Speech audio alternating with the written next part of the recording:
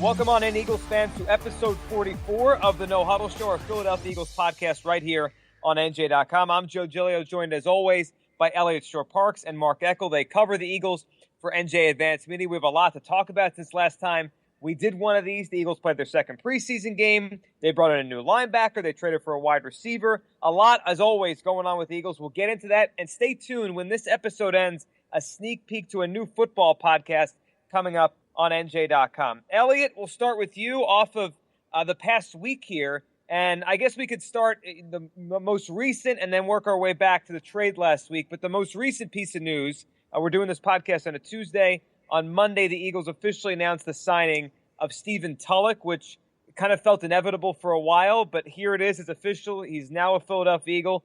Your thoughts on Stephen Tulloch, Elliott?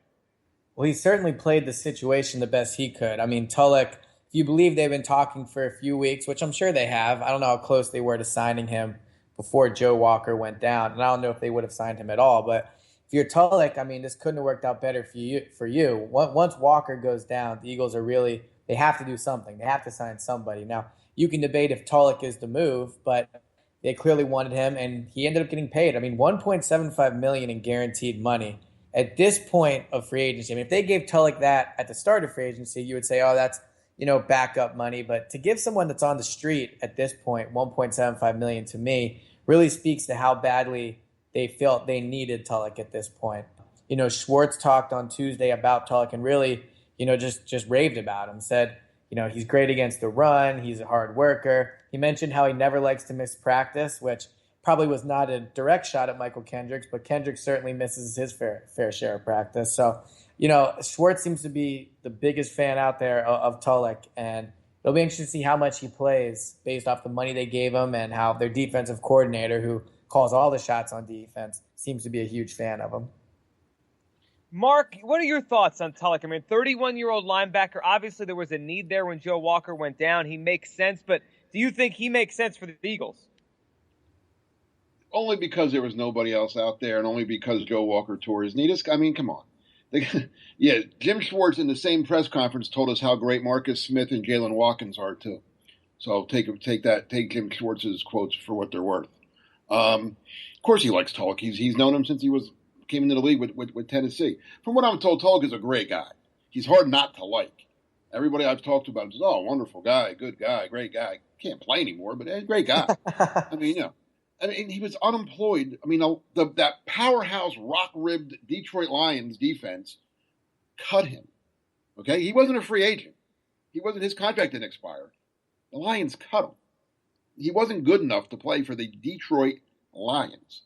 That's one. Number two, he's been unemployed from the day the Lions cut him to the day Joe Walker a seventh-round pick tore his knee. I mean, come on. Can we look at the facts and say, all right, this guy's okay. He's a back. He's Joe Walker, but 10 years older. That's what he is. Let's not get excited about Stephen Tulloch. The question is, though, would they have been better off signing a younger player? And I think that's one of the criticisms you hear of the move is, is this team that not many expect to compete? Does it make sense for them to sign veteran backups? Well, it makes sense in a sense, and the only way it makes sense. He's not going to. I mean, hopefully, if you're the Eagles, he's going to play. What's that? I think he's going to play. How much? I don't know, but I mean, I think every week we'll see Tulloch. I think every week we'll see Tulloch on the field in big situations. Oh, I disagree. You don't? No. All right. I mean, I think for a number of reasons. One, the Eagles linebackers are always getting hurt. So. Well, that's okay. But tell me somebody's going to get hurt, then of course he's going to play. But I'm saying, all things being equal, Jordan Hicks is your middle linebacker. What the best part about signing Tulloch is, like I said, he's a great guy. That's a plus because Jordan Hicks has only played 7 NFL games in his career. Yeah. And D'Amico Ryans, who I would have preferred they signed instead of Stephen Tulloch, was the perfect mentor to Jordan Hicks. If you remember last year, it was the whole Mufasa Simba thing, blah blah blah. That Billy Davis brought up. Well, Tulloch could fill that same role if he's as good a guy as everybody says. He knows this defense very, very well. He could serve that same role as Jordan Hicks's mentor, and teaching him the ropes. And not just on the field calling plays, but how to behave, how to act like a professional, how to handle himself, how to do a lot of things. Eagles don't have a lot of guys like that in that locker room right now.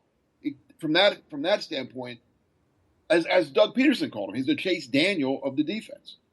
But my thing is this: I don't disagree with what you're saying, but Jim Schwartz is clearly a guy that likes to play people that already know his system, that he's trusted before and have produced for him. I mean, he finds out they can't, like Ron Brooks, right? But I'm just saying he started out Leotis McKelvin and Ron Brooks as starters, and Nigel Bradham. And is any of them, well, Bradham, because they have nobody else.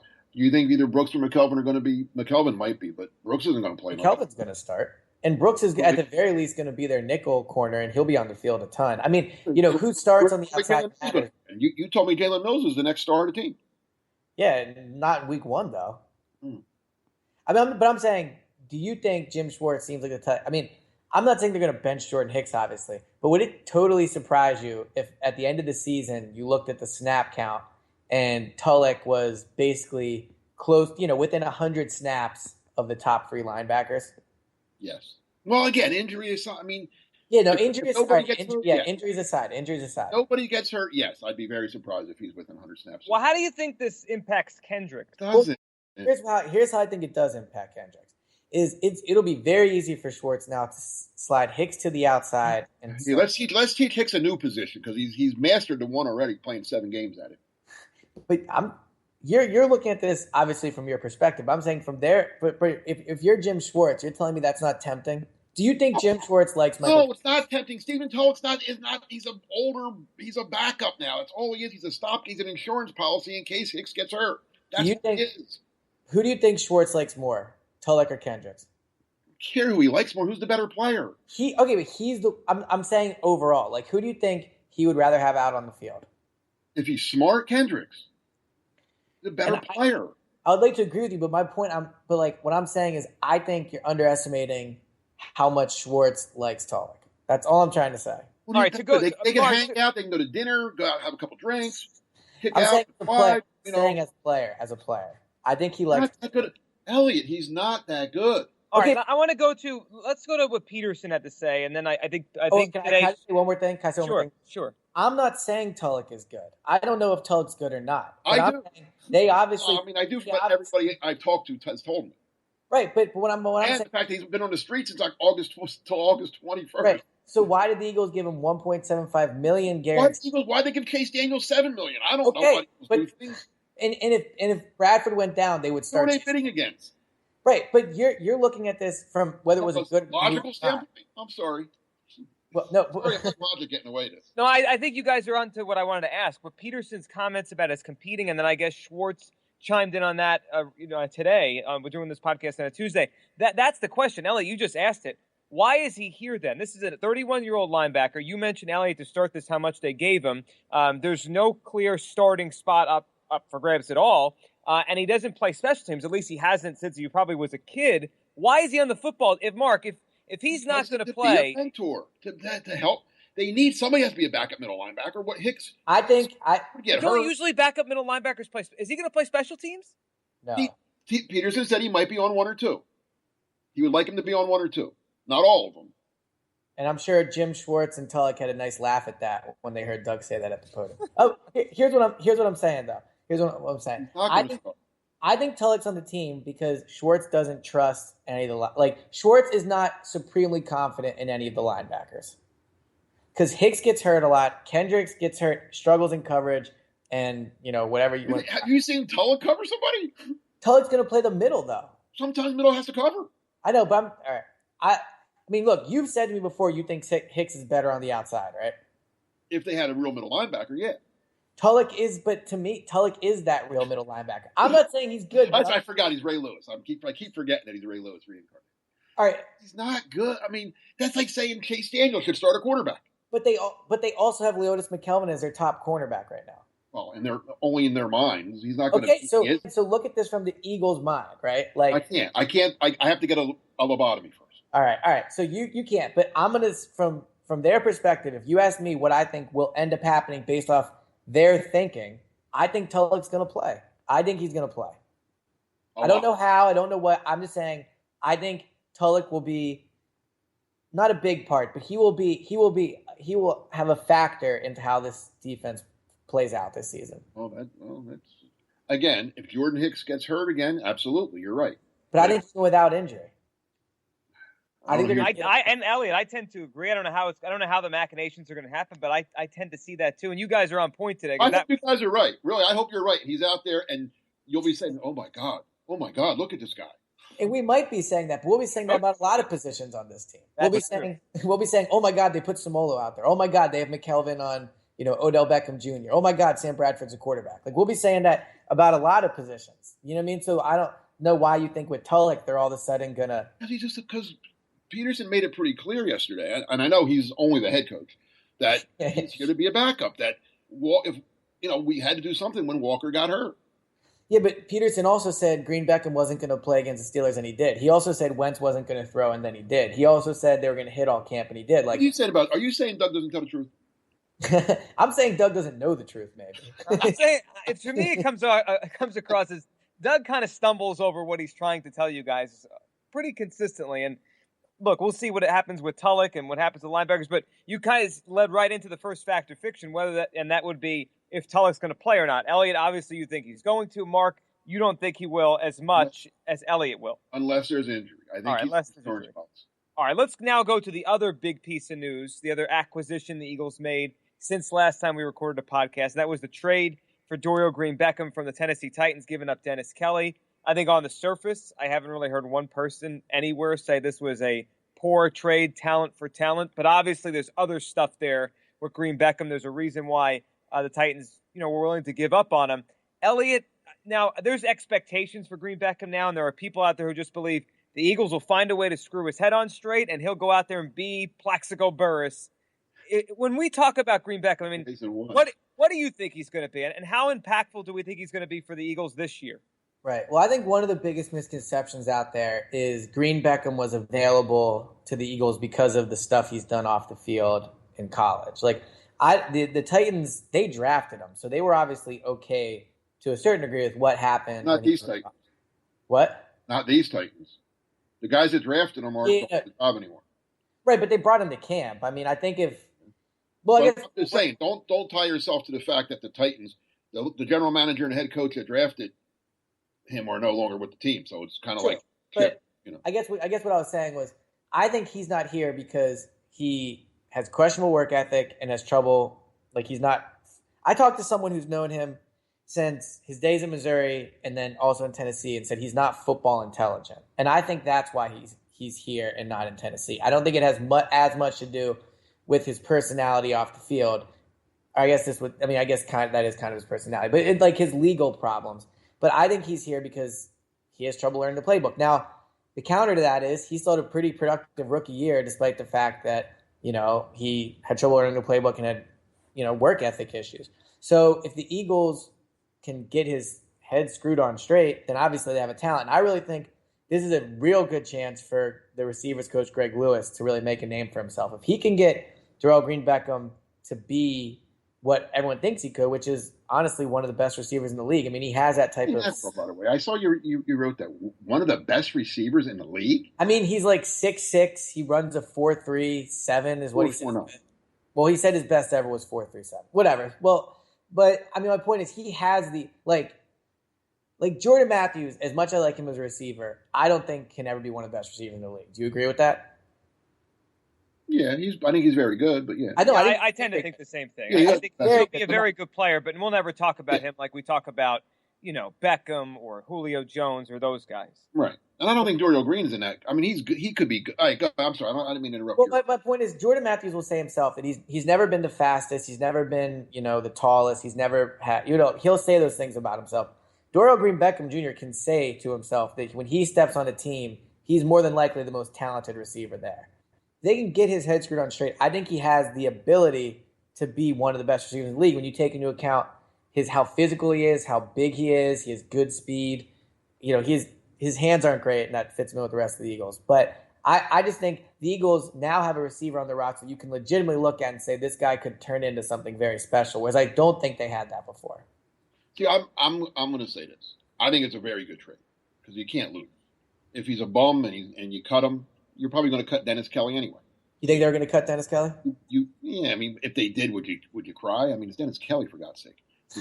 There's thousands of Dennis Kellys in nothing again, nice guy, but come on, Dennis Kelly. Yeah, But they didn't give up anything basically. I don't think they are going to. I think he's a great player is way overblown. I think he could be a good, athletic, red zone threat, deep threat. But as you pointed out, football intelligence is kind of important. And if he lacks that, that's going to stop him from being one of the best receivers in the league.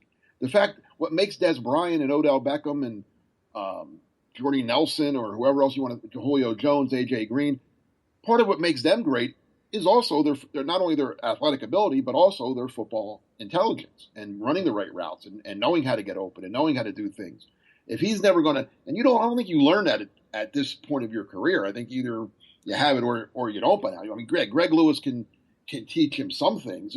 If I'm Greg Lewis and I'm Doug Peterson and I'm Frank Reich, my thing with him is two things. You only got to learn two things, Dorial. Run a go route, run deep, get by your corner, get by the guy, take the safety with you, open things up for other guys, even if we don't throw it to you. And two, when we're in the red zone, run a fade. Because they don't have anybody that can do that right now. He can. He's like you said, he's big and strong. And guess what? If that's all he does, that's pretty good. I'd be very happy with that. Even though I think he could be one of the better receivers and best receivers in the league, I think he's going to be a disappointment this year. Because, one, I think expectations are very high, probably because of people like me writing he could be the best receiver. Yeah, I wonder why. but two, I think this team's not going to be good, and I think he's going to lose interest pretty quick. And, all those – maybe they get him to study his playbook really hard at the beginning, but when they're, when they're like 2-7 after 9 weeks, I'll be interested to see, that. And three, I don't think they have the quarterback to do what he does best, which is Sam Bradford does not take chances with the football. And in my opinion, Dorial Green-Beckham is a receiver where he'll make his plays when he's given a chance, like to out-jump somebody or to win a 50-50 ball in the end zone or, down the field. And I don't think Bradford throws those passes. Well, in fairness, has Bradford ever had a guy that could do that? Probably not, but he'll have a chance now. I mean, his MO, like Elliot said, is to not take those chances or make those passes. But maybe this is a variable. Maybe this is a different type of receiver for him. Who was he going to do it with?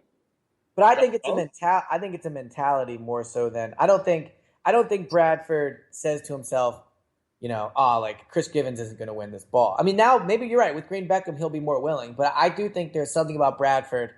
And there's some positives to this because, he traditionally doesn't throw a lot of interceptions, even though he threw a lot last year. But, the positive is he doesn't, he is more careful with the ball. So it'll be interesting to see if he's still like that with Green-Beckham. Well, I like what Bradford said when we talked to Bradford the day of the trade. Matter of fact, right after, not even an hour after the trade, Bradford was in the media tent. And I actually asked him he said he didn't know a lot about him. Somebody asked because of the Oklahoma connection, and he said he really didn't know anything about him from that. But I said, well, what do you know about him? And his immediate answer was, I like what he can give us in the red zone. A guy that big, and that was the Eagles. That was a major problem the last couple of years with the Eagles. Was they settled for a lot of field goals instead of touchdowns because they would get to the inside the 20 and the drive would stall and they kick a field goal. And I think a lot of that was they didn't have a good red zone receiver. And if like I said, if nothing else, he should be with his size and strength and athletic ability, he should be a good red zone target, no? I would think so, yeah. So let's wrap the Dorial Green-Beckham conversation with this. Fact or fiction? We'll start with Elliot, then Mark. Dorial Green-Beckham will have a major impact on the 2016 Eagles. Fiction. Mark? Major. I'll say fact in that I think he'll be one of their leading receivers. Okay, I mean that would be major because he arrives on the team and he wasn't there last week. That would obviously change their receiving core for the positive. All right, let's stay with the receiving core. A little bit off the game last week, but then we'll move on to this game and really kind of thinking about what this guy has to do to continue to impress. So obviously the Eagles added a wide receiver in Green-Beckham. We heard last week they put a waiver claim on Rasheed Bailey, who was the star of last year's training camp and preseason. So clearly their wide receiving core, they're not totally comfortable with the way it is right now. And then came the move to go out, or not the move, but I mean Paul Turner, right? To bring him in the offseason and the way he played again in the second preseason game. Elliot, for you, Paul Turner, game 2, all these practices, are you leaning more towards Paul Turner's going to edge his way into this team? What are the thoughts now halfway through this preseason with Paul Turner? Yeah, I mean, I think, Mark was the first person to write it that I think he is going to make the team. I think he's better than Rasheed Bailey. But the difference with, a lot of people will point to Paul Turner this year and say, oh, he's just another Rasheed Bailey. Well, I think he's better. But two, I think the Eagles it's easier to make the team now as an Eagles receiver. I mean, last year you had Aguilar, Matthews, Cooper, Huff, Miles Iratutu, the special teams guy. That was 5 right there that were Austin. in Miles Austin. So you had six receivers that were locks to make the team last year.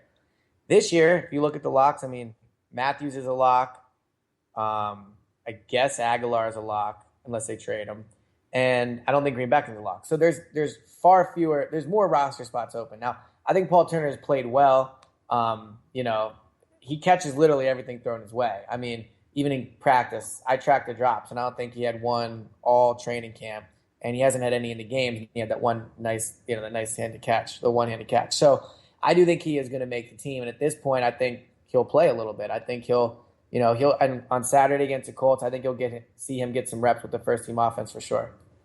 Mark, you were big on Paul Turner last week before he went out there and not only made a big play. I mean, that catch he made against the Steelers is still being talked about. It was a legitimately tremendous catch by him, and I think he's opened up everyone's eyes now. And you talked about him last week.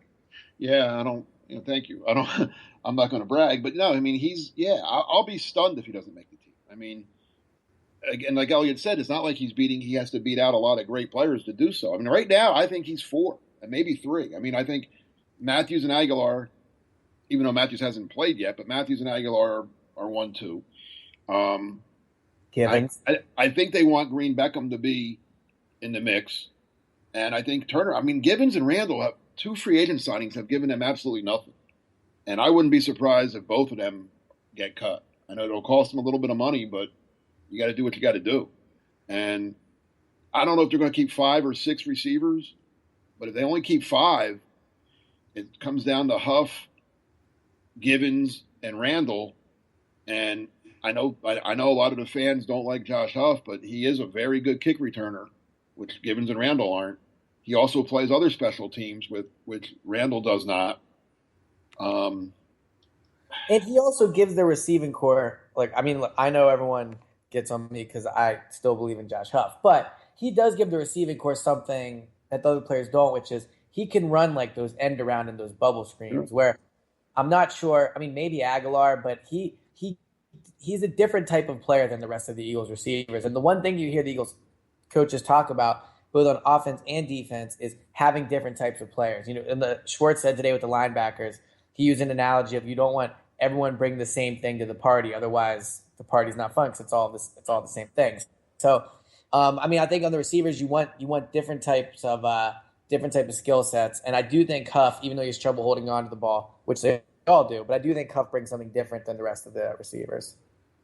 So how would you guys rank? Let's go with the 3. Let's go with Huff, Randall, Givens in terms of if you were making out the roster, how would you rank them in terms of likelihood to keep them? So if you want to keep the guy, he's first, and the guy at the bottom of your list, the most, the guy you'd cut to keep Turner. Elliot, how would you rank the 3 we're talking about? What I would do, or what I think the team will do? What would you do, and then what do you think the team will do? I would go Huff, Randall, Givens, because I think. Yeah, so Givens is out. Yeah, in my opinion, Givens is out. I know people say he can stretch the field, but I just still think Randall. He's been a consistent performer in his career. I think he gives you some consistency there, whereas you have a lot of other question marks. Whereas I don't think Givens has shown he can produce consistently at NFL level. So that's why I would go Randall over Givens. And then with Huff, I just keep him because he's younger and he can return kicks. And I do think he has a chance. Out of the 3 of them, I think if you told me what player is going to become, in 2 years from now, will be considerably better than they are right now, I think Huff would have the best chance of being that player. Mark, Now, how what I would you think rank they'll him? do is I don't know what I think they'll do, but that's how I would do it. What would I do? I would almost Huff definitely next, and then Randall Gibbons or the I don't care. I really don't care. I don't think either one of them's going to make a difference. I'd get rid of both of them and only keep five. And the only reason I would keep, like I said, I would keep Huff for no other reason. And I mean, say what you want about him as a wide receiver, he's a damn good kick returner. And they're not. I mean, people say, "Oh, so what?" No, they're kick returners can change games sometimes. I mean, you know, and the Especially Eagles, on this team. With well, yeah, I special mean, you yeah. want feel, yeah, you want good field position, and you need, he breaks one a couple times, even one, that's important. That's to me, that's very important. And they have Barner also, but Barner's okay at it. Huff is damn good at it. He's a good. If I think if Huff did it all year, he's going to be among the top 5, 10 in the league in kick returns. And again, you could cast that aside as a big deal, but to be your fifth, if he's only your fifth receiver and he's a real good kick returner, to me there's some value there. I mean, again, Josh Huff is not going to get them to the Super Bowl anytime soon as a receiver, but he is young. He's still young enough. What's he, 24, 25? That there's no reason to just now. With all that said, if somebody wanted to trade for Josh Huff, I'd be willing to listen to the offer. I'll also say though, if we want to talk about how the Eagles are going to win games this year, part of that is special teams making plays. But if you have, if you're getting your offense to start at the 35-40 consistently instead of, the 15 or 20, I mean, this team is going to have trouble moving the ball. So even just starting 10 yards more, that's an extra first down. That's a huge deal because, I mean, they're not going to be a big play offense. They're going to be dink and dunk offense. And the smaller the field, obviously, the better off they are. Absolutely. Yeah, that will make a difference for them. That kind of makes sense on why Huff could still play earlier. Let's do one more factor fiction because you both seem to think Paul Turner is a fact to make the team. One more factor fiction, then we'll talk about this game coming up on Saturday night against the Colts. Now, Carson Wentz, he's been injured here for a couple of weeks. He hasn't done much. He threw a little bit, and there was the confusion with Doug Peterson talking about if he threw, when he threw. Factor fiction, Elliot, he's going to play in that fourth preseason game. Do you think that he'll be ready, and do you think the Eagles, more importantly than if he's ready or not, do you think the Eagles will want to get him out there, or do you think this is going to be a cautious thing and maybe we don't see Wentz again in a game setting for a while? I think if I had to pick factor, I think of all the questions we've asked, this is the one that's most in the middle. But if I had to pick one, I would say fiction because for a couple reasons. One, the fact that he's not even really practicing yet is obviously not a good sign for how close he is getting back. Two, he seemed like he was more sore than he thought he would be after he started to throw the football, which I don't think is a setback or anything like that, but is, again, not a great sign. And three, the turnaround from the Colts game to the Jets game is pretty quick, if I'm not mistaken. They play the Colts on Saturday and the Jets on Thursday, right? So, I mean, you're talking about, they'll play Saturday, they won't practice Sunday. So they'll practice Monday, Tuesday. They'll do maybe a walkthrough on Wednesday and then travel to New York. And then they won't. Don't go to New York. Oh, sorry. Okay. But they probably will still go light the day before. Right. Yeah. So you're talking about maybe one or two practices, assuming he's ready to practice in the first one. So with how quick that turnaround is, I don't think he'll play, and I don't think they'll want to risk throwing him in there very quickly. So I would say it's fiction that he plays in the fourth one. Mark, how about you? Factor fiction, we see Carson Wentz in a game setting one more time before the season starts. God, I really, really, really want to say fact because I want to see him, and B, I don't think I could take 4 quarters of McLeod Bethel Thompson. But I'm gonna agree with Elliot that it's fiction, and mainly the point that Elliot brought up. If it was the other way around, like if they played Thursday this week and Saturday the following week, where they had extra time to get ready, there'd be a little bit more of a chance. But like Elliot said, he's not going to do anything this week. Then they're going to play. Then he's going to come back. The most he's going to get in is 2 practices after not practicing all that long. Like I said, I'm really hoping he does play, but you're asking me now today, I got to say no.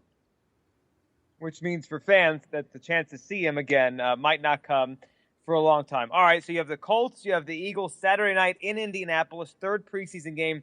This one's the dress rehearsal. This one, if any, we could derive meaning from. This is the one you tend to do it, though. Last year, of course, let's not forget, we derived too much meaning, and by that I mean anything, from what happened against Green Bay. But that aside, what are you looking for on Saturday night, Elliot? What's the one thing, if you had to say, I'm watching this player, I'm watching this to see if the Eagles could do it or how it looks, what are you looking for in the dress rehearsal? So this might be a cop-out answer because I'm not going to pick one player. But, I mean, to me, what I really want to see is I just want to see the offense move the ball. I mean, last week against the Steelers, I thought the offense line played pretty well. I thought Sam Bradford played pretty well. The receivers are what they are. But even despite getting pretty good performances out of your quarterback and offensive line, they only scored 3 first-half points against the Steelers, basically second-team defense, and they were kind of gift-wrapped at those 3 points. So for me against the Colts, I just want to see some semblance from this offense that they're capable of scoring over 20 points in a game. I mean, if they only score 3 points again against the Colts in the first half, or if they're out there for 8 drives and only manage maybe 1 touchdown and the rest are ugly drives, that'll be concerning because I've seen enough from the defense. I think the defense is going to be good. Now they have, Stephen Tulloch, as we all know Mark thinks is going to be a real difference maker. So that the defense will be better. So I'm fine with the defense. I already booked his trip to the Pro Bowl for him. Yeah, exactly. So, and he'll bring Schwartz. But so, I mean, I think I'm fine with the defense. I don't need to see anything else from the defense. But the offense, I just need to see some semblance of life, some semblance, something that says to me that there's even a little bit of hope. Because right now, I don't think there's really any at all in terms of the offense looking good. Mark, how about for you? Saturday night in Indianapolis against the Colts, Andrew Luck. What are you looking for, and really, what are you trying to see if this team can accomplish in this dress rehearsal? I'm actually just the opposite of Elliot this time. I'm glad I was agreeing with him way too much the last couple of times. So just the opposite. The offense is what it is. What do you think you're going to see? You think Sam Bradford's going to wake up and become Joe Montana? You think these receivers are going to turn into Jerry Right now? Well, this is his week, right? I mean, third week of the preseason. Yeah, but I think the Colts might care more than Green Bay did. Anyway, I want to see the defense because as great as the defense has played these first 2 weeks, Pittsburgh played no one. That was Landry Jones out there at quarterback, who might have been the worst quarterback I've seen in a long, long time. It wasn't even Roethlisberger's backup. It was the third string guy. Andrew Luck, I expect to play 3 quarters or so, right, this week. So I want to see this defense against one of the top quarterbacks in the league. Let's see if they pick him off 3 or 4 times. Let's see if they get pressure on him. Let's see if they shut him down. If they do, then we got something. If Luck goes out and puts up 35 on him in 3 quarters, back to the drawing board, right, Jim Schwartz? Yeah, that's a fair point because I want to see them against a real offense because Pittsburgh didn't put it. Not only didn't Ben Roethlisberger play, none of his receivers or running backs played either. The Steelers sent out a skeleton crew that night. Yeah, there was nobody out there. Right. And I think one way or the other, there's going to be a lot of reaction from it. If they, like you said, Mark, if they go out there and they dominate Andrew Luck and the Colts offense there, I mean, there's going to be... I'll be impressed. Right, and the expectations will just get higher for this defense and what they could be this year. And if they get the opposite, if they get torched, all of a sudden we're going to say, wait a second, how good can they really be and how good could Schwartz make them in year one? And then if they're not really good, well, that's the only hope the Eagles seem to have right now. Special teams will be good. Well, there you go. Well, Dave Phipp, we know about him and what he does. So the special teams will be good. We'll watch this game on Saturday. We'll be back next week for another podcast. And that'll be really after that one, like you guys were saying, the 4th preseason game against the Jets is just a few days later. And if Wentz plays, there's something to watch. If he doesn't, it's almost like we just kind of hit the pause button and get ready for September 11th against the Browns. So one more big one in the preseason for what it's worth, and then we move on to closer to the regular season. Elliot, as always, thanks for doing this. Yep, no problem. Thanks, Mark. Thank you, Joe. And thanks to all of you for listening. And for all of you Rutgers fans out there, here's a sneak peek at our new podcast debuting on August 30th on NJ.com. It's called Rebuilding Rutgers from the Ashes. You can subscribe right now on iTunes, Stitcher, and SoundCloud. I want to build a first-class program here. This is a new time. What I'm committed to is a new time, a new chapter. And that new chapter, I'm going to be inviting a lot of people to invest in our future. We need to create some positive energy around this program. It is year number 3 in the Big Ten for Rutgers football, but this is the start of a new era. This in-depth podcast will take you inside the new regime. Welcome to Rebuilding Rutgers from the Ashes.